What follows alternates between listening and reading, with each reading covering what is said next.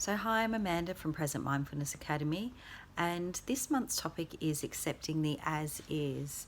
Accepting the as is while sitting in discomfort. And a lot of us have been sitting through a lot of discomfort this last couple of months due to everything that's been happening around the world. And I guess what I wanted to share with you is when we sit in fear and anxiety, the front part of our brain, our prefrontal cortex, is switched offline.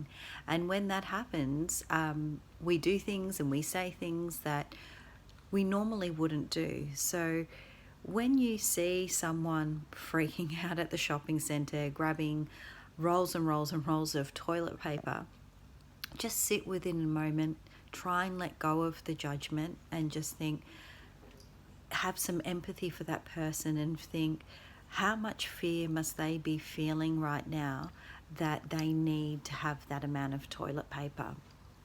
That's how I've tried to go through the challenges that we're facing at the moment, is to really delve into and put myself into the other people's shoes of why they are behaving that way. I'm not saying that the behavior is acceptable, but I'm trying to get an understanding for it so I can let go of my judgment and not sit in fear and anxiety myself. So the really important thing that I want you to take away from this is that if our children are able to ride this storm of discomfort, we need to be the boat that is steady and stable. And there's going to be the storm that's coming, it's going to be crashing, and the boat's going to be going up and down. But if we can be the anchor and say, everything's going to be okay, even in the unknown, let's live every moment in the present, one day at a time, then that dissipates that fear and anxiety within our children, and they're less likely to act out, they're less likely to have meltdowns, because the space and the environment when they come home is grounded, is steady. So during this time, I ask you to practice the things I've got up on the wall behind me. Practice love. We cannot maybe physically connect, but we can energetically connect through love. Practice gratitude for everything that you have in your life, all the positives. There's so much positives in our lives, so there's so much that we do have, but when we go into fear and anxiety, we forget about all the things we can be grateful for. So use that as a practice, as a mantra every day when you wake up. Think about 3 things that you're grateful for and smile and say thank you. And then sit in acceptance. This situation is here. We can't change it.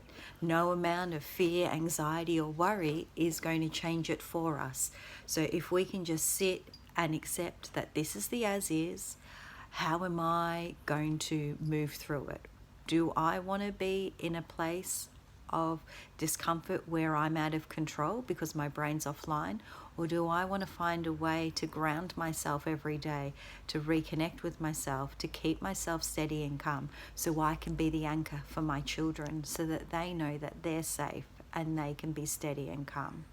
And this is a perfect time of self-awareness, aware of what are your triggers, what is concerning you, what things are worrying you, and understanding where that has come from. Has that come from a parent or a child or a childhood? We need to be aware. In Australia, there is a lot of people from a lot of different countries that have come from times of poverty, have come from times of discomfort, of not having enough.